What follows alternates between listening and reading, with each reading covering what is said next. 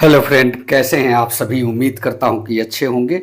Friends, आज की इस वीडियो में हम लोग बात करने वाले हैं जातीय जनगणना से संबंधित बहुत सारे प्रश्नों को।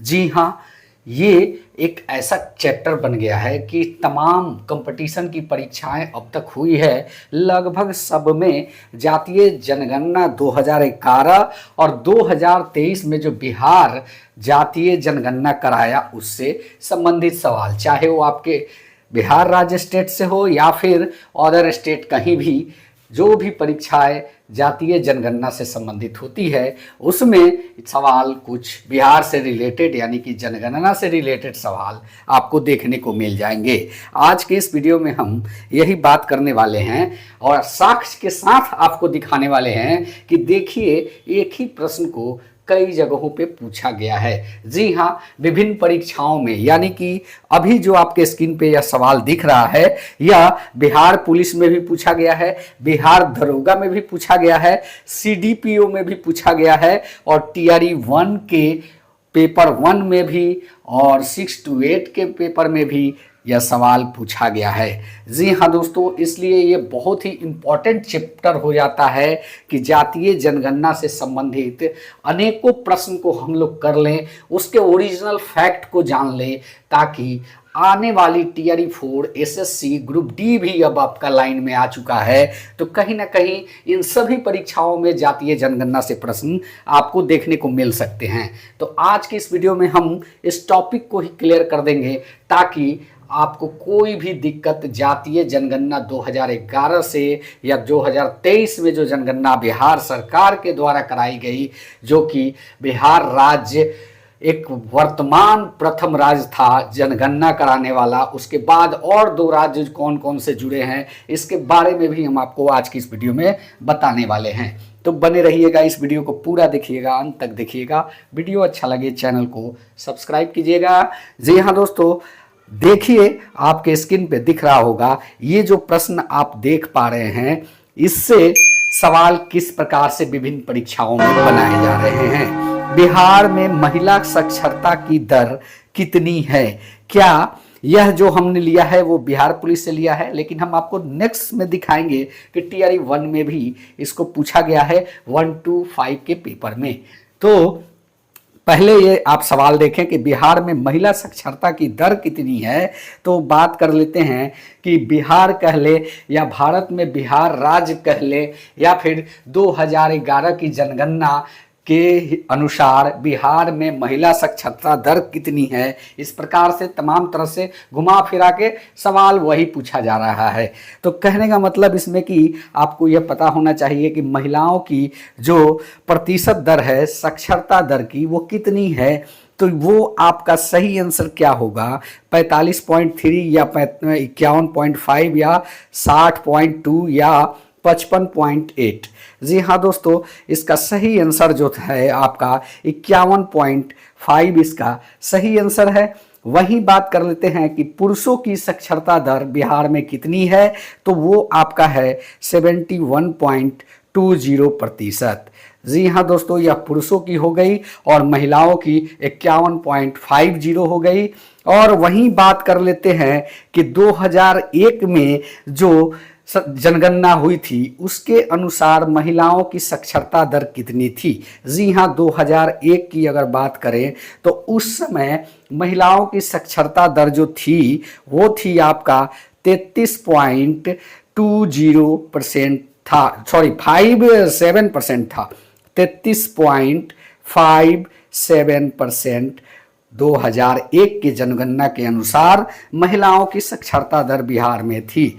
जी हाँ दोस्तों, अब नेक्स्ट देखेंगे कि इसी क्वेश्चन को टीआरई में किस प्रकार से पूछा गया है। यहाँ पे आप देखेंगे कि इस क्वेश्चन को किस प्रकार से पूछा गया है। तो देखिए कि बीपीएससी टीआरई 1 और क्लास 1 to 5 जीएस शिफ्ट जो था वो आपका 24/8/2023, यानी कि यह परीक्षा सिर्फ फर्स्ट में पूछी गई थी 23 वाले टीआरई 1 to 5 के पेपर में।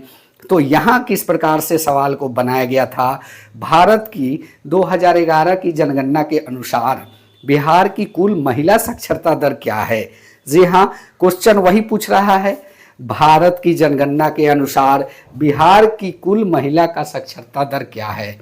सेम क्वेश्चन यहाँ भी देखिए, 52.89, 63.68 और जो है आपका 53.5%, उपयुक्त में से एक से अधिक या उपयुक्त में से कोई नहीं। तो यहाँ पे सिर्फ किया क्या है, उस ऑप्शन को हटा दिया जो इसका सही उत्तर होता है। जी हाँ दोस्तों, पिछले प्रश्न में हम लोगों ने देखा कि इसका महिलाओं का साक्षरता दर 51.50% था, वो इसका सही आंसर हो जाएगा, यानी कि इनमें से कोई नहीं इस प्रश्न का सही आंसर होगा। चलिए नेक्स्ट देखते हैं क्या है। यहाँ पे आप देखेंगे कि प्रश्न संख्या 3 वो है आपका 2011 की जनगणना के अनुसार बिहार जनसंख्या का लगभग कितना प्रतिशत भाग 25 वर्ष से कम आयु के हैं। जी हाँ, आपने सुना भी होगा कि हमारी जो जनसंख्या है उसमें युवाओं की अधिकता ज़्यादा है, या फिर नेताओं के माध्यम से भी आपने सुना होगा कि प्यारे हमारे युवा साथियों, ऐसा भाषण में वो लोग कहते हैं। क्यों कहते हैं? क्योंकि 2011 के जनगणना के अनुसार यह पता चला कि वर्ष 2025 से कम, यानी कि बिल्कुल युवा जो जनसंख्या है वो कितनी है, तो आप यह जान के चलिए कि यह जो है आपका 50% से ऊपर की एक जनसंख्या, यानी कि भारत की आधी आबादी युवा है। तो क्या उसका सही आंसर क्या होगा इसमें देखिए, 60%, 40%, 35%, उपयुक्त में से एक से अधिक या उपयुक्त में से कोई नहीं।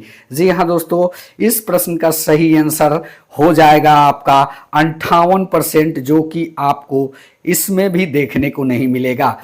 ये भी आपका बीपीएससी टीआरई क्लास 6 to 8 का क्वेश्चन है, तो इसका भी सही जवाब होगा कि इनमें से कोई नहीं।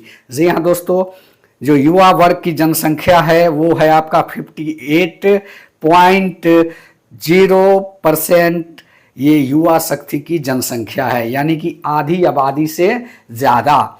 मानने के लिए बीपीएससी 60 मान सकता था, लेकिन इसका ऑप्शन इनमें से कोई नहीं भी दिया हुआ है, इसलिए इसका ई ऑप्शन सही हो जाएगा।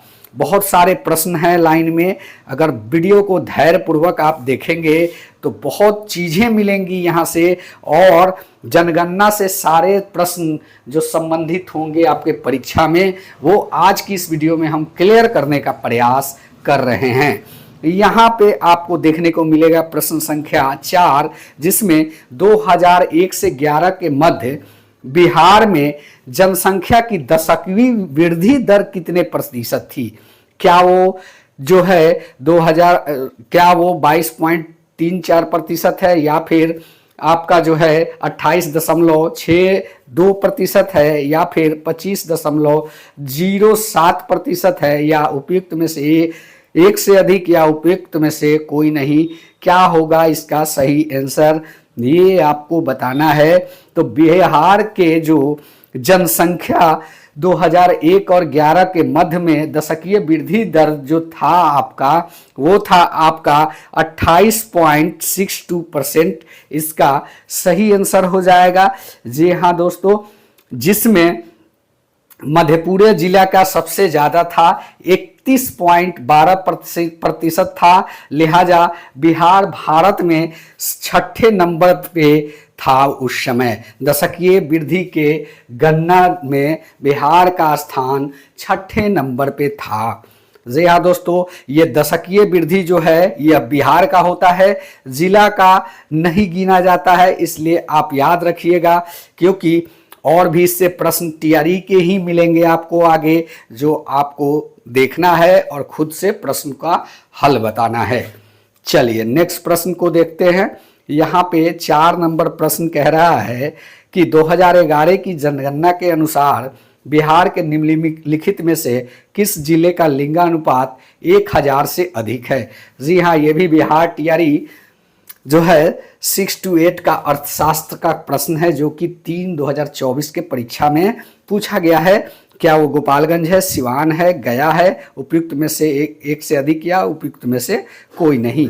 तो लिंगा अनुपात के मामले में गोपालगंज जिला आपका सर्वाधिक है, क्योंकि वहाँ पे लिंगानुपात दर जो था 1021 था। और वहीं सिवान की बात कर ले तो 988 यानी कि 988 थे। इसका मतलब यह होता है कि 1000 पुरुषों पे जो महिलाओं की संख्या थी 1021 थी, जो कि गोपालगंज जिले का था और सर्वाधिक था। तो सबसे अच्छा लिंगानुपात की बात करें तो गोपालगंज जिला आता है आपका बिहार में। और वहीं बात करें सिवान का तो ये आपका आता है 988। जी हाँ दोस्तों, अब इसमें बात करने के लिए कुछ नहीं है। करने का मतलब कि अगर आपको यह वीडियो अच्छा लग रहा है तो ज़रूर हमारे चैनल को सब्सक्राइब करें और वीडियो को लाइक अवश्य कर लें। प्रश्न संख्या 6 आपको देखने को मिलेगा, जो कि बिहार में जाति सर्वेक्षण 2023 द्वारा निम्नलिखित में से कौन सा तथ्य उजागर हुआ। देखिए यहाँ पे 2023 जो कि एकमात्र ऐसा बिहार राज्य है जातीय जनगणना कराने वाला राज्य था। उसके बाद आंध्र प्रदेश ने जातीय जनगणना कराया। उसका जो देखने का रिएक्शन उसके पड़ोसी राज्य जो नवनिर्मित राज्य है तेलंगाना, वो अब भारत का तीसरा राज्य बन गया है जातीय जनगणना कराने वाला। जी हाँ दोस्तों, यहाँ पे जो प्रश्न है उसका सही आंसर बताना है आपको। क्या वो उच्च जाति के 15%, क्या अनुसूचित जाति जनजाति के 21.33% या पिछड़ी जाति 63.14%। तो इसमें जो तथ्य उजागर हुआ ये था, आपके सभी तथ्य उजागर हुए, क्योंकि ये लिस्ट आया हुआ था। आप लोगों ने भी देखा होगा कि जो है जनरल कैटेगरी के लोगों की जनसंख्या 15.52% थी, अनुसूचित जनजाति और जाति का मिलाकर 21.3% था, और पिछड़ी जाति का 63.14 था। यानी कि ये सभी सही हो जाएंगे। डी आंसर इसका हो जाएगा, डी ऑप्शन इसका है। प्रश्न संख्या 7 की तो यहाँ पे आपके स्क्रीन पे दिखेगा कि इसमें जो पूछा गया है बिहार की 2022 के जो है अनुमानित जनसंख्या क्या थी। क्या वो 10.49 करोड़ थी, या 11.49 करोड़, या फिर 12.49 करोड़ थी, या एक से अधिक, या उपयुक्त में से कोई नहीं। तो ये एक से अधिक उपयुक्त में से कोई नहीं का ऑप्शन होगा ही नहीं, क्योंकि प्रश्नों में जो डाटा है एग्जैक्ट पूछा जा रहा है। मैथमेटिकल डाटा कभी भी दो नहीं आते, एक ही आते हैं। तो कहने का मतलब कि इस प्रश्न का फैक्ट आंसर आएगा बिहार की 2022 की जनसंख्या जो अनुमानित थी वो जनगणना के अनुसार से 10.41% थी, करोड़ थी, जो भारत की कुल जनसंख्या का 8.60% होता है। जी हाँ, 2022 में बिहार की अनुमानित जनसंख्या जो है वो आपका निकल के आया था, वो आपका आया था 12.49, और ये 2011 के जनगणना के हिसाब से ये डाटा है। इसमें थोड़ा टूटी है क्योंकि 10 पॉइंट वो था 41% था, 49 नहीं था।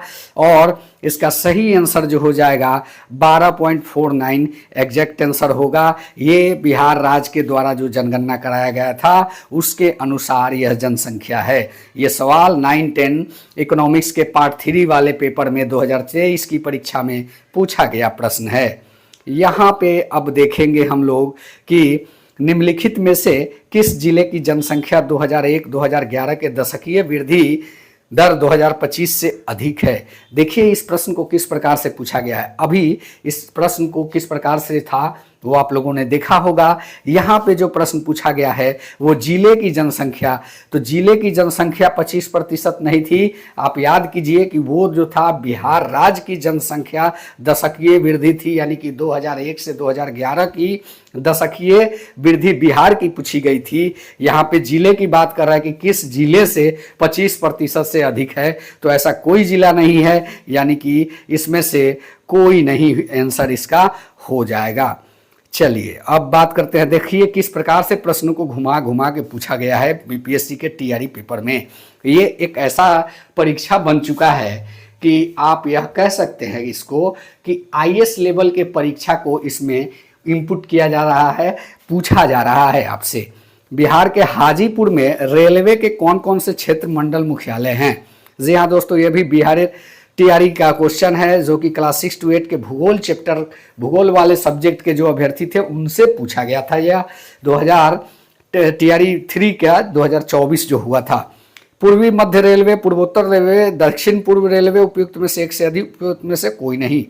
तो यहाँ पे हम बताते चले आपको कि यहाँ पे आपका होता है ईस्टर्न सेंट्रल रेलवे, यानी कि पूर्वी मध्य रेलवे जो होगा ये उसका सही आंसर होगा। ईसीआर याद रखिएगा, ईसीआर होता है हाजीपुर पूर्वी मध्य रेलवे, यानी कि eastern central railway, central railway. तो ये इसका सही आंसर हो जाएगा। और उसके बगल में ही अगर दानापुर रेल मंडल के बारे में अगर पूछता है तो वो भी आपका ईस्टर्न ईसीआर ही होगा, ईस्टर्न सेंट्रल रेलवे। याद रखिएगा, क्योंकि दानापुर से भी रिलेटेड प्रश्न हमने देखा है। चलिए दोस्तों, नेक्स्ट की बात करते हैं। नेक्स्ट एक और प्रश्न लेते हैं कि सेंदाई फ्रेमवर्क समझौते के तहत उल्लेखित सिफारिश और अभ्यासों का पालन करने वाला पहला भारतीय राज्य कौन है? जी हाँ दोस्तों, ये सेंदाई फ्रेमवर्क जो है ये क्या है?